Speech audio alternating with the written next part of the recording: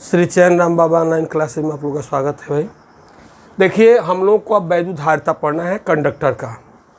अभी तक हम लोग कंडक्टर और नॉन कंडक्टर के बारे में पढ़े हैं। आज हम लोग का है चालक की वैद्युधारिता। अब वैद्युधारिता किसे कहते हैं वह जानिए।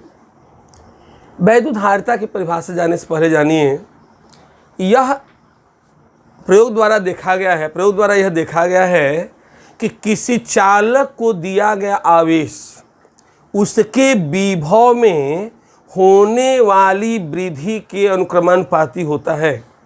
प्रयोग द्वारा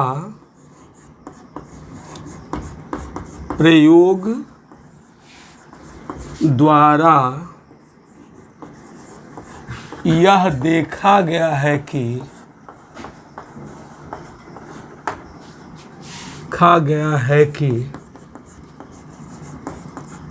प्रयोग द्वारा यह देखा गया है कि चालक को दिया गया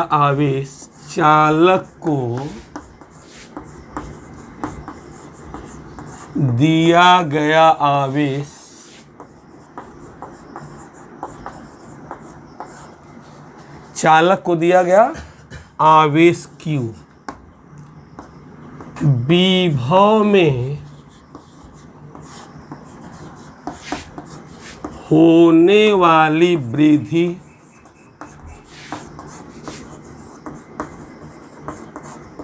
भी के अनुक्रमानुपाती होता है।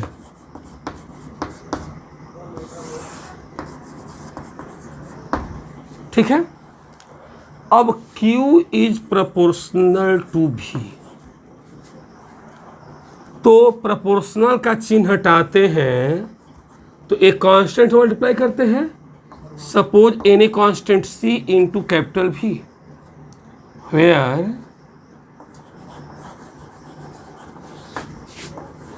Capital C is equal to constant. C को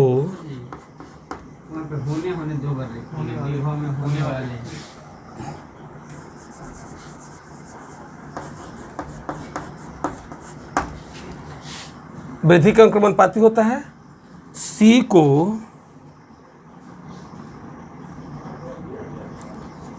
वैद्युधारिता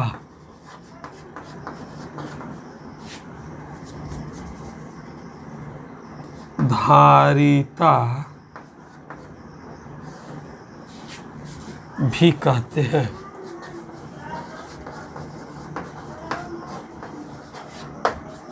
ठीक है। तो यहां से हम निकाल सकते हैं C is equal to Q by V।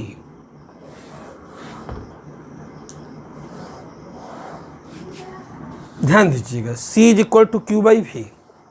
यहां से परिभाषा क्या निकलता है कि अतः किसी चालक को दिए गए आवेश C बराबर Q बाई V है ना। C क्या है? वैद्युधारिता है। यहाँ परिभाषा क्या निकलता है? किसी चालक को दिया गया आवेश तथा उसके विभव में होने वाली वृद्धि के अनुपात को वैद्युधारिता हो गया परिभाषा। अनुक्रमानुपाती होता है, वही बात हुआ है।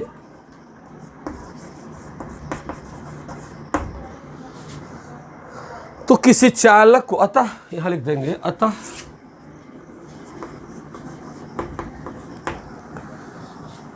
किसी चालक को दिए गए आवेश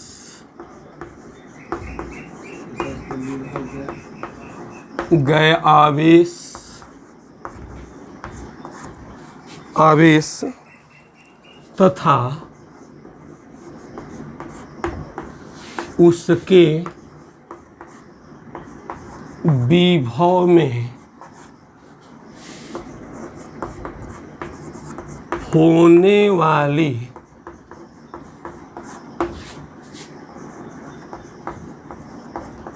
वृद्धि के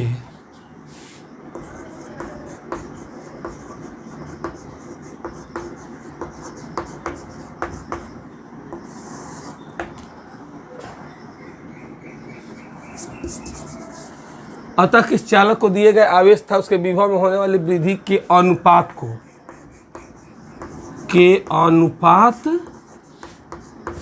को वैद्युत धारिता कहते हैं। वैद्युत धारिता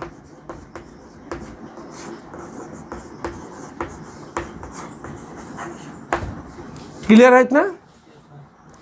यह इसकी परिभाषा है। क्या बोलेंगे परिभाषा में कि प्रयोग द्वारा पहले तो बोलेंगे प्रयोग द्वारा यह देखा गया कि चालक को दिए गए आवेश तथा उसके विभव में होने वाली वृद्धि के अनुपात को विभव में होने वाली वृद्धि अनुक्रमानुपाती होता है, अर्थात Q is proportional to V। जितना ही किसी ऑब्जेक्ट को या किसी भी कंडक्टर को आप चार्ज देंगे उतना ही ना वोल्टेज बढ़ेगा। नहीं बोल रहे थे कि वोल्टेज ज़्यादा रहेगा तो उसकी एनर्जी अधिक हो जाएगी, ठीक ना। अब Q is equal to proportional का चिन्ह हटाएंगे तो किसी कांस्टेंट मल्टीप्लाई करेंगे। Suppose any constant C into V where C equal to constant, और C को क्या कहते हैं? वैद्युत धारिता कहते हैं। C is equal to Q by V। यहाँ से परिभाषा निकल गया किसी चालक को दिए गए आवेश तथा उसके विभव में होने वाली वृद्धि के अनुपात को वैद्युत धारिता कहते हैं। क्लियर है? अब है मात्रक इसका।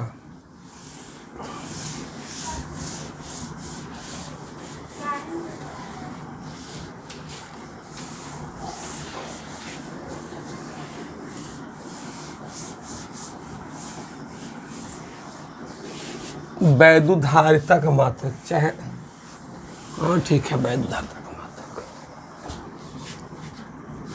अब देखिए वैद्युत धारिता का मात्रक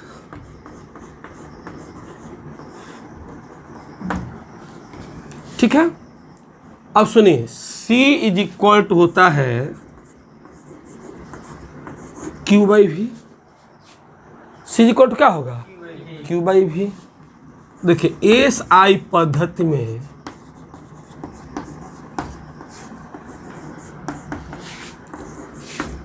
वैद्युत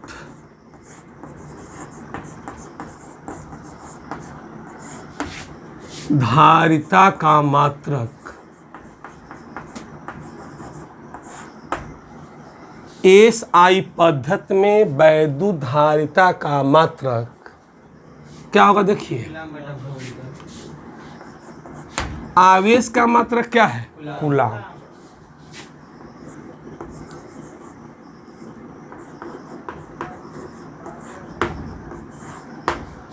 और पान में क्या हो जाएगा? ये वोल्ट।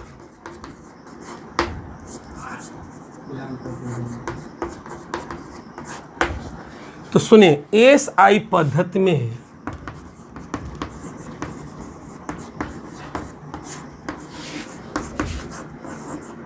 वैद्युत धारिता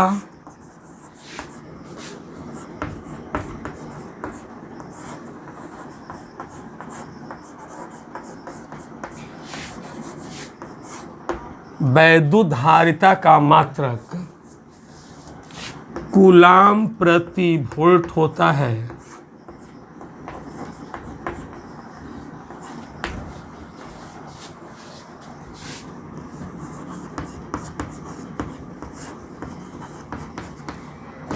जिसे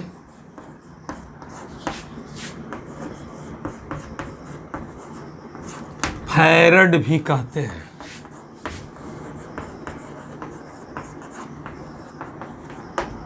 क्लियर?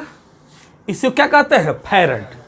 कूलाम प्रति वोल्ट होता है जिसे फैरड भी कहते हैं। कोई पूछेगा कि एसआई पद्धति में वैद्युत धारा का मात्रक क्या होता है, तो आप बोलेंगे एसआई पद्धति में वैद्युत धारा का मात्रक कूलाम प्रति वोल्ट होता है जिसे फैरड भी कहते हैं। बोल नहीं रहे हैं आप लोग? क्या बोलेंगे इसको? फैरड। हाँ, अब चलिए इसके अन्य मात्रक माइक्रो फैरड तथा पिको फैरड होते हैं। इसके अन्य मात्रक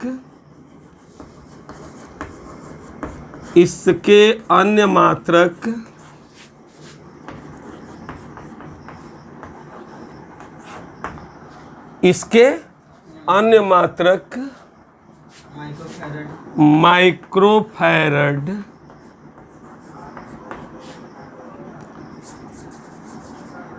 माइक्रो फैरड तथा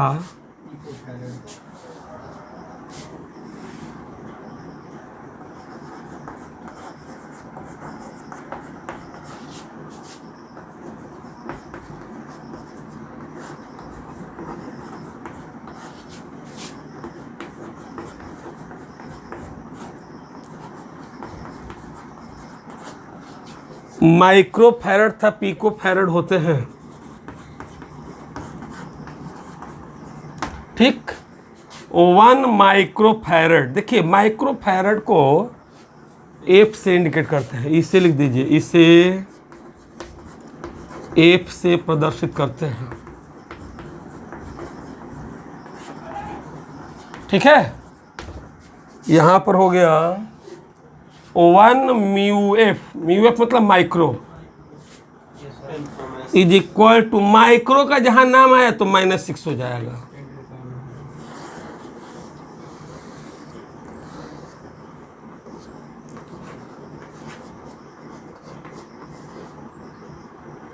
(10⁻12)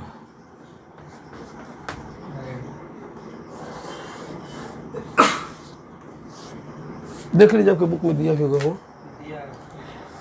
पिको मतलब 10⁻12, ठीक है, ये हो गया। अब इसका डायमेंशन देखिए, बीमा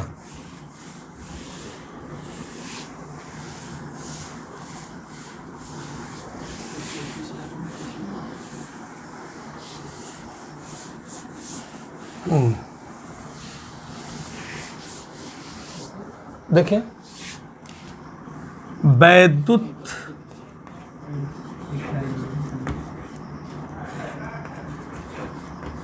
धारिता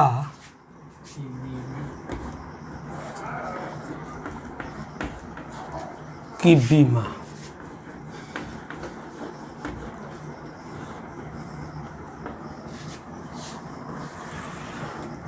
वैद्युत धारिता की बीमा। चलिए देखिए वैद्युत धारिता की बीमा क्या होगी। तो C is equal to Q/V होता है, जानते हैं आप लोग। अब चलिए लिखिए, वैद्युत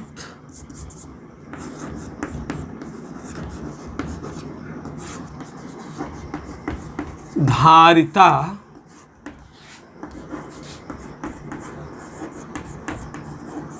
की बीमा, आवेश की बीमा क्या होगी?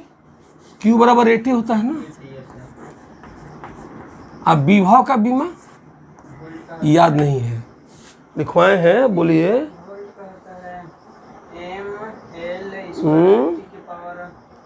ml² T का पावर -2, m-2 ये होता है, मिला लीजिए ना, गलती है इसमें एक और एल होगा ना।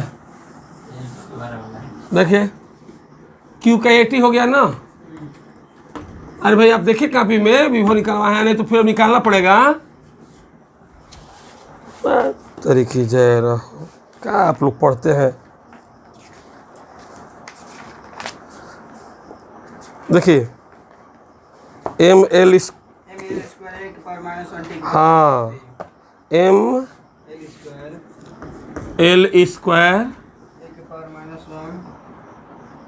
हाँ पूरा करेंगे तब ना होगा।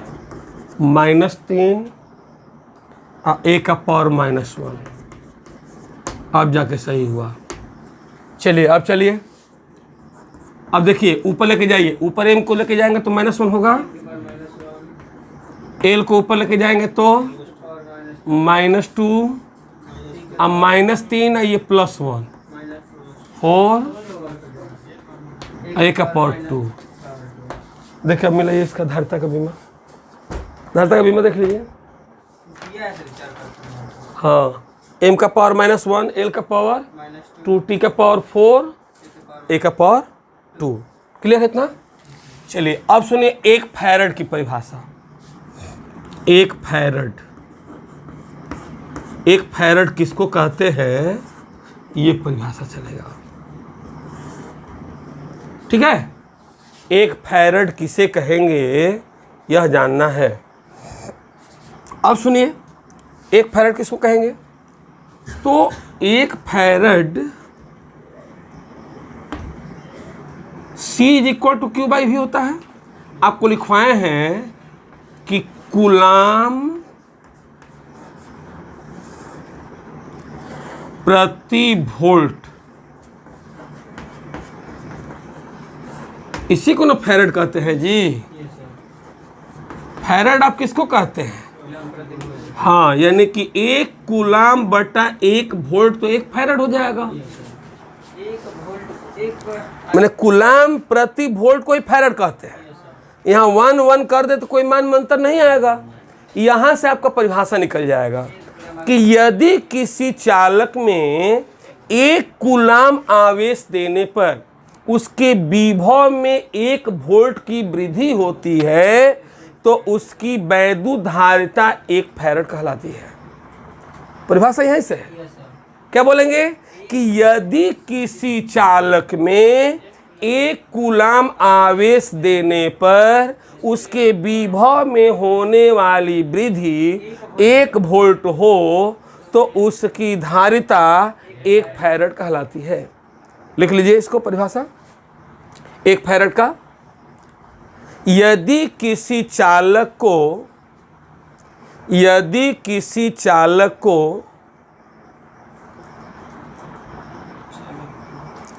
1 कूलाम आवेश देने पर 1 कूलाम उसके विभव में होने वाली वृद्धि, उसके विभव में होने वाली वृद्धि 1 वोल्ट हो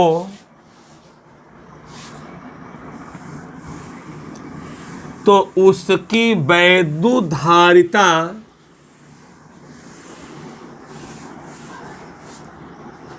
1 फैरड कहलाती है।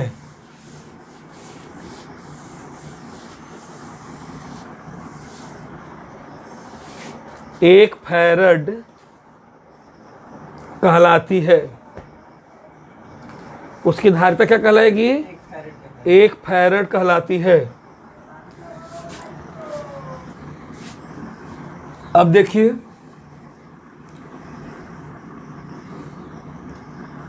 अब है गोलीय चालक की धारिता।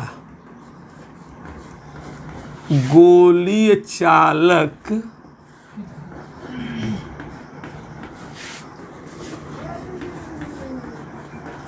धारिता। हाँ, गोलीय चालक की धारिता। इसको विलगित गोलीय चालक कर दीजिए।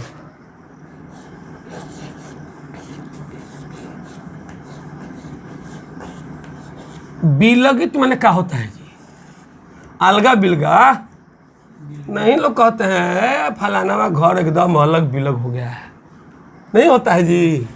बोलिए, ऐसा नहीं होता है। किसी घर जो है टूट जाता, कहते हैं एकदम अलग बिलग हो गया, पूरा परिवार टूट गया परिवार, उसी कहते हैं विलगित। विलगित का मतलब हो गया कि इस निकाय के आसपास कोई दूसरा चालक नहीं रहेगा। तो मानेंगे कि माना कि स्मॉल ए त्रिज्या का, आर भी त्रिज्या मान सकते हैं, आर त्रिज्या ले चाहे ए त्रिज्या ले, बात एक ही है। यहाँ पर त्रिज्या आर ले चाहे ए ले, बात एक ही है। हम मानेंगे कि माना कि स्मॉल ए त्रिज्या का एक विलगित गोलीय चालक है जिस पर आवेश प्लस क्यू है और उसका संपूर्ण आवेश कहाँ चला जाता है? उसके पृष्ठ पर चला जाता है, सरफेस पर। माना कि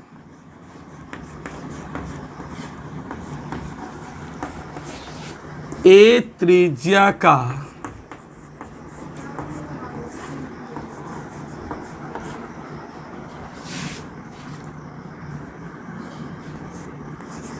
एक विलगित गोलीय चालक है। ठीक है, एक विलगित गोलीय चालक है जिसको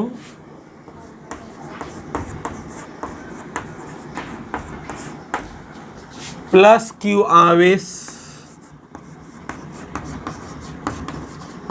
दिया गया है। मोस्ट इंपोर्टेंट टॉपिक है ये, इसमें लिख दीजिएगा। इसमें दो बहुत इंपॉर्टेंट है, ये है और एक समांतर प्लेट से आधारित आने वाला है। माना कि ये त्रिज्या का एक विलगित गोलीय चालक है जिसको प्लस क्यू आवेश दिया गया है। यह प्लस क्यू आवेश उसके संपूर्ण पृष्ठ पर समान रूप से वितरित होता है। चलिए इसको लिखने की आवश्यकता नहीं है। देखिए अब क्या होगा कि यह आपका क्या है, एक विलगित गोलीय चालक है। ऐसे इसका एक्सिस है,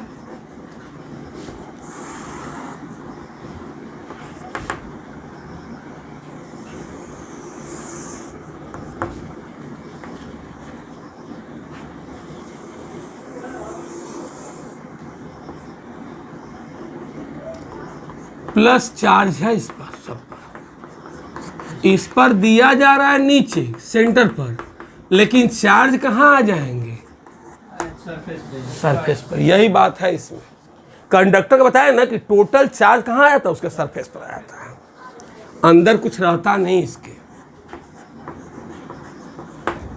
ठीक है, इसका रेडियस ए है। अब हम लोग जानते हैं कि v इक्वल टू क्या होता है, formula v equal to 1/4πε0 k into q by r. तो आर के पर ए है, हम ए माने हैं ना, आर भी मान सकते हैं, चूंकि आपको बुक में दिया था तो हम कहेंगे चलिए मान लेते हैं। ठीक है, अब चलिए C इज इक्वल टू धारिता, हमको C is equal to Q by V होता है, हमको निकालना धारिता, तो C is equal to Q by V. उसको बंद कर दे, चमक रहा होगा, ऊपर वाला, ऊपर वाला ठीक है रहा है, ठीक है रहा ना। Q तो Q है, अब भी क्या पर देखिए 1/4πε0 की into q by a. Q से Q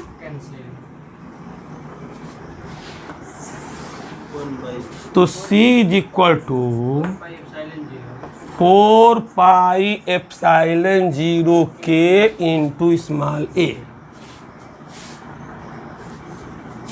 equation number first, equation number first, यदि माध्यम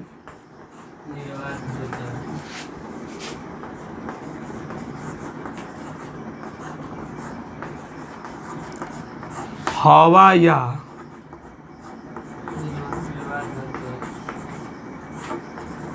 निर्वात हो, यदि माध्यम हवा या निर्वात हो तो C इक्वल टू क्या हो जाएगा 1, तो C0 इसको मानेंगे 4πε0 के का मान 1 हो गया इंटू ए। क्वेश्चन 2। अब आप क्या करेंगे, समीकरण 1 में 2 से भाग दे देंगे, तो C/C0 इक्वल टू 4πε0 के इंटू ए अपान में 4πε0 इंटू ए, तो हो गया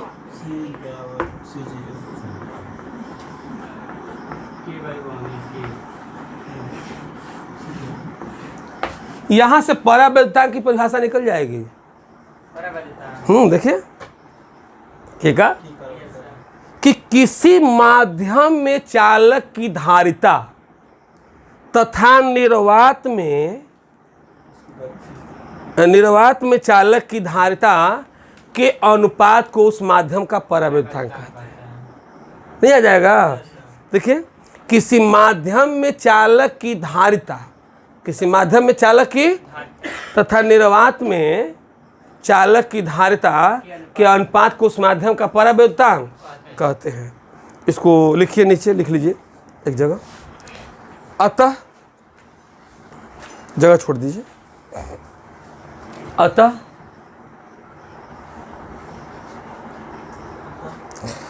किसी माध्यम में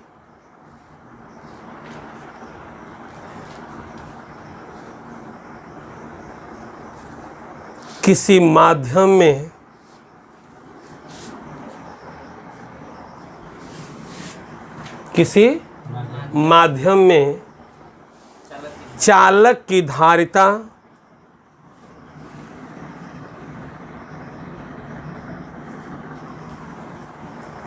तथा निर्वात में चालक की धारिता के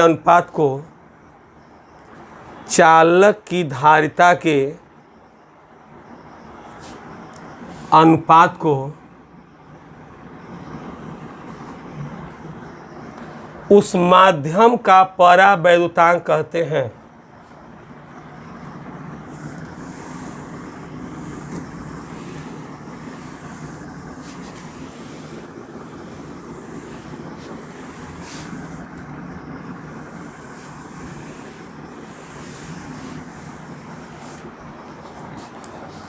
चलिए अब हम लोग पढ़ेंगे अगला टॉपिक, चालक की वैद्युत धारिता। ये भी मोस्ट इम्पोर्टेंट है, चालक की वैद्युत धारिता। ठीक है, वैद्युत धारिता कर रहे हैं चालक की स्थितिज ऊर्जा। चालक की स्थितिज ऊर्जा मिस हो गया हमसे। चालक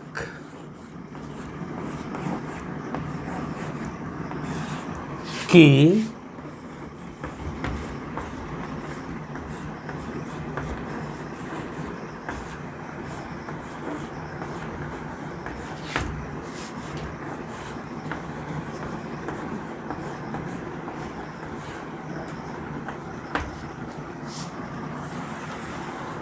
क्लियर था?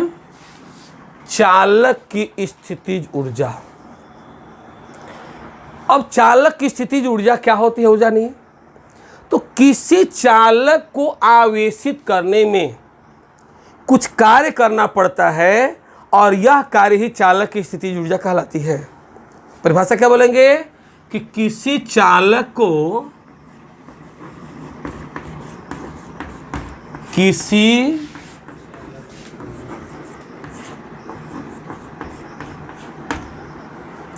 आवेशित करने में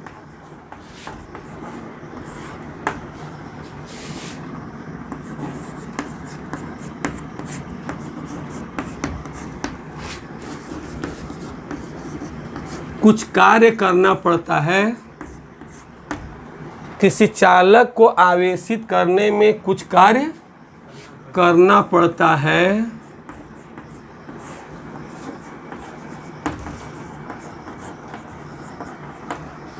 किसी चालक को आवेशित करने में कुछ कार्य करना पड़ता है, यह कार्य ही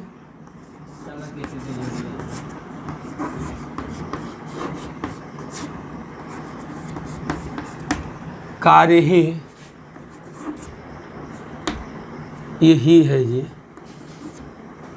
चालक की स्थितिज ऊर्जा कहलाती है।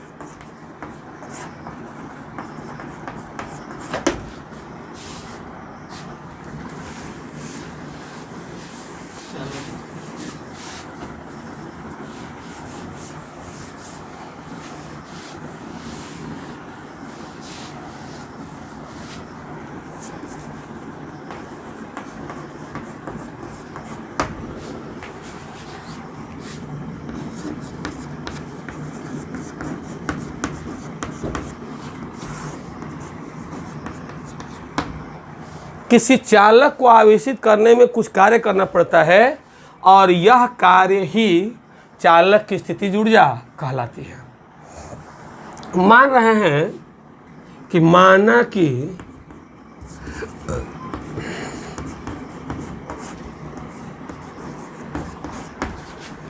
किसी चालक को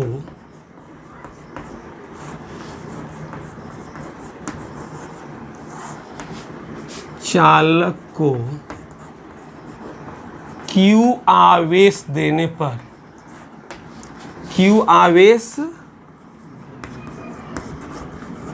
देने पर उसका विभव शून्य से भी हो जाता है। ठीक है, देखिए किसी चालक को Q आवेश दिया जा रहा है तो उसका विभव क्या हो जाएगा, शून्य से भी हो जाता है। अब औसत विभव कैसे निकालेंगे,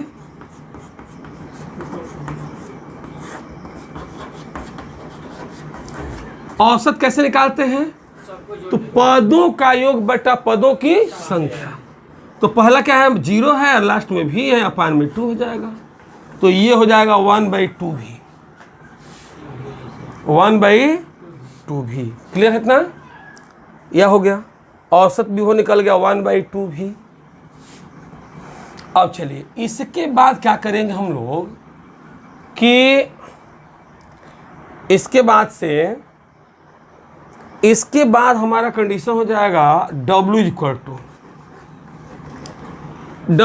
अब क्या जानते हैं, कार्य बराबर आवेश गुणा औसत विभव, आवेश गुणे औसत विभव।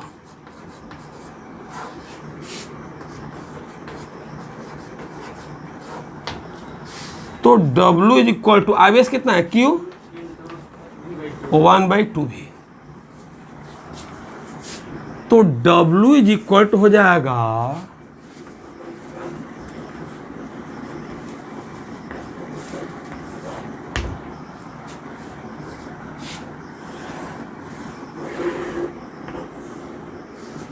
W इक्वल टू 1/2 Q भी, 1/2 Q भी। अब देखिए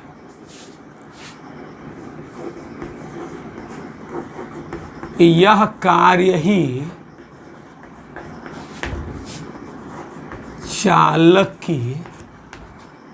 चालक लिख दीजिएगा, चालक की स्थितिज ऊर्जा है।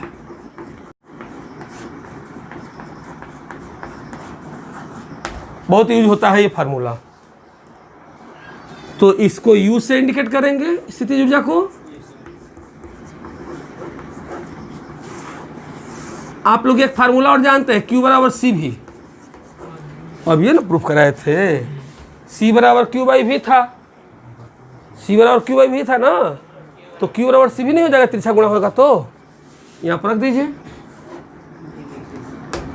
1/2 Q के पर C भी इंटू भी है, तो U इक्वल टू क्या होगा 1/2 CV स्क्वायर। ठीक, अब चलिए यहां से आप चाहेंगे तो V इक्वल टू Q/C तो है ही है, यहां पर रख दीजिए Q²/C², तो U इक्वल टू हो जाएगा 1/2। यही 3 फार्मूला है स्थितिज ऊर्जा का, मिला लीजिएगा किताब में मिला लीजिएगा, आया होगा, ऐसा नहीं है कि नहीं आएगा, ठीक ना। 1/2 Q²/C, 1/2 CV² और 1/2 Q भी, तीनों इंपॉर्टेंट फार्मूला है, हमेशा यूज होगा। एक बार मैं दोहरा दे रहा हूँ इसको। देखिए किसी चालक को आवेशित करने में कुछ कार्य करना पड़ता है और यह कार्य ही चालक की, पहले समझ लीजिए उसके बाद नोट करिएगा। किसी चालक को आवेशित करने में कुछ कार्य करना पड़ता है और यह कार्य ही चालक की स्थितिज ऊर्जा है कहलाती है। किसी चालक को आवेशित करने में, माना किसी चालक को Q आवेश देने पर उसका विभव पहले 0 था, अब लास्ट में भी हो जाता है, उसका विभव क्या हो जाता है, लास्ट में भी हो जाता है, तो अब कितना होगा उसका कार्य, तो हमको निकालना है क्या, पहले औसत विभव, क्योंकि कार्य बराबर होता है आवेश गुणा औसत विभव। तो औसत विभव कैसे निकालेंगे, पहले प्रारंभ में 0 था और अंत में भी हो गया, तो औसत निकालने के लिए क्या है, एवरेज निकालने के लिए पदों का योग बटा पदों की संख्या। तो पहला 0 है और उसके बाद भी अपान में 2, तो 1/2 भी हो जाएगा। अब हो जाएगा W इक्वल टू आवेश गुणा औसत विभव Q इंटू 1/2 भी। अब ये W बराबर हो गया 1/2 Q भी। कार्य, यह कार्य ही चालक के क्या है, स्थितिज ऊर्जा है, इसको U से इंडिकेट करते हैं। U बराबर होगा 1/2 Q भी। अब Q बराबर C भी, तो V बराबर क्या होगा Q/C। अब 1/2 Q के यहाँ पर C भी कर दिए इंटू V, तो C भी स्क्वायर। अब यहाँ पर देखिए V बराबर Q/C लिख सकते हैं, 1/2 C है, V के यहाँ पर Q² हो गया, तो कटेगा तो क्या होगा 1/2 Q²/C। कोई दिक्कत किसी को? चलिए फिर अब हम अगले क्लास में मिलेंगे आप लोगों से, तब तक ले भाई ध्यान दीजिएगा। सब्सक्राइब नहीं कर रहे हैं भाई, 12 वाले लोग ध्यान दें, मेहनत कर रहे हैं, सीनियर क्लास है।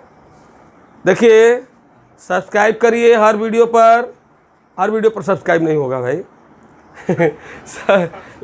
लाइक करिए और सभी लोगों के यहाँ शेयर कर दीजिए, ठीक ना, सबको लाभ मिले। अरे भाई परोपकार से बड़ा कोई धर्म नहीं है, आप लोग को मैं बार बार कह रहा हूँ, तो परोपकार बहुत बड़ा धर्म है। फिर अगले क्लास में मिलते हैं।